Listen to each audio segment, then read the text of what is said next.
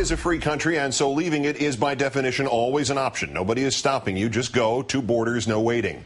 But declaring that your state is no longer part of this country is obviously radical, historically apocalyptic, not to mention treasonous. So in our third story on the countdown, when a measurable minority of Republicans and Southerners either support secession or don't disapprove of the idea, it gets our attention. The sentiment has been brewing just enough that a poll has been conducted. Would you approve or disapprove of the state that you live in leaving the United States? In the Northeast, Midwest, and West, the research found, Research 2000 poll found that 1 of 3 or 1 to 3% of the respondents would approve. 87 to 94% of those polled in those areas would disapprove. In the South, 8% would approve, 29% unsure, leaving less than two-thirds, 63%, who disapprove of the idea. When responses are broken down by party affiliation, Republicans generally jibe with Southerners. 9% of Republicans approve, 28% of Republicans are unsure, and on a similar question, 12% of Republicans favor their state being an independent nation, 26% unsure. Honing the results still further, 35% of Texans, 48% of Texas Republicans would prefer to be an independent nation. 27% of Georgians and 43% of Georgia Republicans say they want independence. And it's not just idle thinking. Over the last month, the Georgia Senate, the South Dakota House, and the Oklahoma legislature passed sovereignty resolutions. The Georgia bill stating that further infringement on the right to bear arms would result in all powers of the Union reverting to all the individual states. Have a nice time out there on your own in Georgia. Let's turn to the Washington editor of The Nation, Chris Hayes. Good evening, Chris.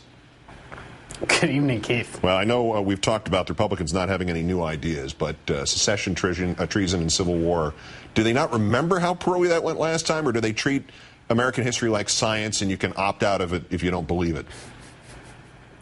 Well, it is a fascinating feature of contemporary conservatism that it keeps kind of hopping back in time to try to find, quote unquote, new ideas. So, we've seen it kind of go back through McCarthyism, then back to kind of, New Deal, Liberty League, Andrew Mellon kind of thinking, and kind of, captains of industry, industrial revolution conservatism of the 1890s. Now we're all the way back in the 1840s in antebellum South Carolina, where John C. Calhoun is essentially propagating this notion of nullification, that the states essentially can kind of take or leave the federal laws that they don't like. And that, that was the ideology that essentially created the sort of legal architecture and framework for the Civil War.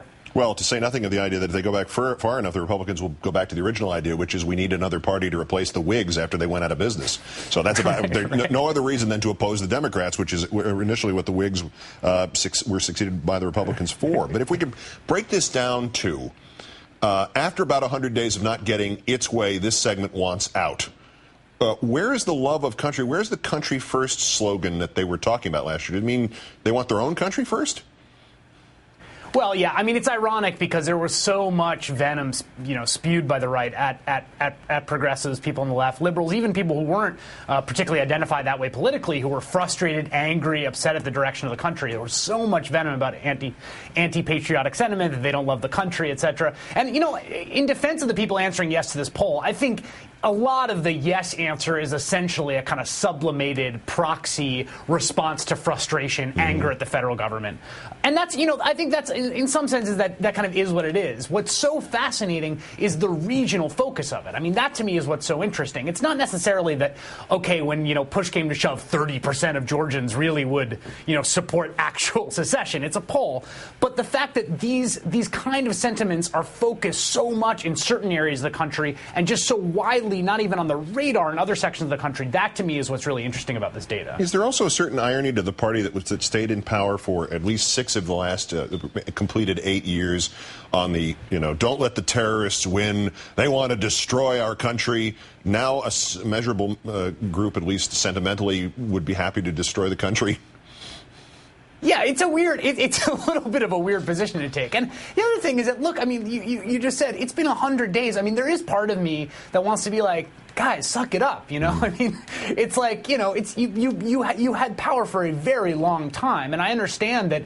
Yeah, it's frustrating to feel like you don't have control of the levers of government, and people get frustrated about that. But this is not, it's only been a few months here. We're already like up at the escalated level of sovereignty resolutions. I think it's a little early for that level of venom. Yeah, especially in South Dakota, which if it went out on its own would be like an American Liechtenstein. Chris Hayes of The Nation, which might have to rename the magazine in case this happens. Maybe you want to get together and figure out a new name. The three-quarters of the nation. Part of the three-quarters of the nation. Yeah, that's right. Thank you, Chris. Thank you, Keith.